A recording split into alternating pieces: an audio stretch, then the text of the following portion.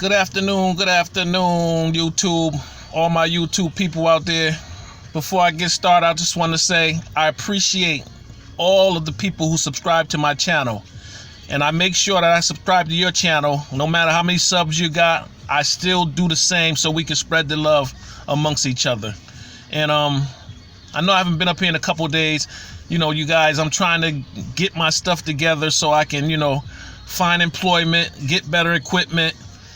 And I have a link down below in most of my videos where you can subscribe. Where you can send donations. There's a PayPal. If it's not in this video, you can go to where it says About, and you can see the link to the PayPal account if anybody would like to donate, for more equipment, better equipment. That's all I need money for is equipment. Once I get equipment, I'm done. And then I can start doing lives and stuff like that. But, my agenda is still the same, trying to connect the youth with information and knowledge that's going to help them to educate themselves and to be productive members in society. But one thing I noticed with the youth, in my city, in my neighborhood, in my community anyway, is they don't have any trust with law enforcement, with the police. And sometimes I don't blame them, because sometimes it's stigma on our youth in our inner cities. They think everybody's a drug dealer, everybody's carrying guns, everybody's doing robberies, everybody's up to no good when they leave their house. And that's not the case. It's like we're in a time where funding for things for the kids to do is not there anymore. Our neighborhood Q house has been tore down. They promised to build something else for the kids, but they never built anything. There's no after school programs where the kids can go to the school and use the gyms and, swim or play basketball. All that stuff is limited now. And kids have nothing to do with their free time. And so sometimes you find them wandering around the streets with nothing to do. And, it's not much I can do but just conversate about it and stuff like that. But, I'm thinking about trying to write up a federal grant, to see if I can get some kind of funding, to see if I can open up some kind of a community center or some kind of house where, the kids could come to get on a computer or talk about what they might be going through. Or if kids don't have nowhere to go, they can come in and, have somewhere to go. Don't have to be outside doing nothing, sponsor some trips and stuff like that. But it's, it's going to take more than me. So I'm trying to get a lot of brothers together so we can start getting this thing together and start, writing down the curriculum and the plan and how we're going to do this. Because, it's not going to just happen overnight. And there's a lot of red tape involved when you try to do stuff like this.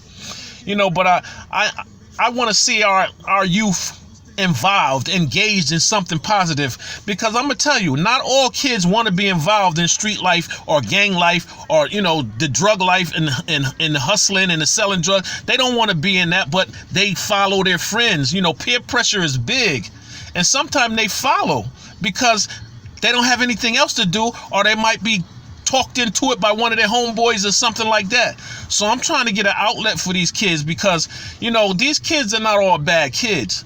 And I'm just going to say this one last thing before I go into the school and see if I'll be able to walk the stage graduation, because I forgot to fill out some papers, so they saying I might not be able to walk.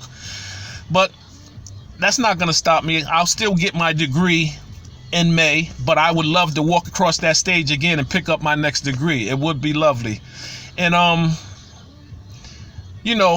like I said, we want to build a relationship up with the juvenile justice system, with the police department, and with our youth in our cities. We want to build that connection so it can be some trust there, because right now there's no trust there. And that's the thing that gets me when I'm in my neighborhood and I see that. Anytime young boys see the police, they be like, "Oh, the police coming, let's get out of here." And they don't even be doing nothing. They just don't want hesitate. How do you say it? They don't want to be harassed for nothing and put through a whole bunch of nothing, for just being outside. So they rather just run or get away, and most of them are not doing anything.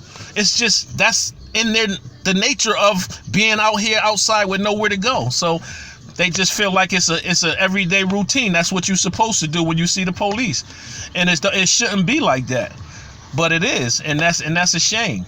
When I was young, You know, I made a lot of mistakes in life. I did a lot of things that I shouldn't have. But I'm going to say this too. My mother was a single parent and my father was an alcoholic, and I didn't have no guidance from a man in my life. And back then, you know, when I was going to school in the 70s, early 70s, when I was young, the schools didn't care about what you did after you left school. So I was left to fend for myself, and I made a lot of mistakes. But my last time incarcerated, I was up in Walker Correctional Facility, and that's where everybody have to go to get processed and get your inmate number and find out what jail you're going to be sent to. And the jail was full of young kids from the age 20 to 16, 17, like from 17 to the age 20, 21, 22, and most of them was in there for capital felony murder. And my heart went out to them. You know, they took lives, but some of them don't even remember. They was high off of dust, or they was with somebody else that might have did the shooting, and they just happened to be there. You know, a lot of different circumstances and situations. And I said, this is crazy for all these youth to be in here with capital felony murder. And so it's got to be some kind of outlet that we can get for these people, for these kids, so they don't end up in that situation. And so that's what my goal is today, guys. And from here on, after today, in the future. But I know I can't do it by myself. I'll be back with you guys either later on tonight or probably tomorrow. I got to go and hit to the school now and do what I got to do for this, see if I can walk this stage. But I'd like to thank all my subscribers and people. When I get a lot of people that view, but they don't subscribe, they don't like, and they don't get down with the crew. Get down with the crew, man. We on some positive stuff, man. We trying to help the kids, man. You know, hit that like button, hit that subscribe button, and share these videos, man. Please, man. Y'all help me out. I'm trying to get right, man. Help a brother out, man. You know what I'm saying? Peace, y'all. Stay up.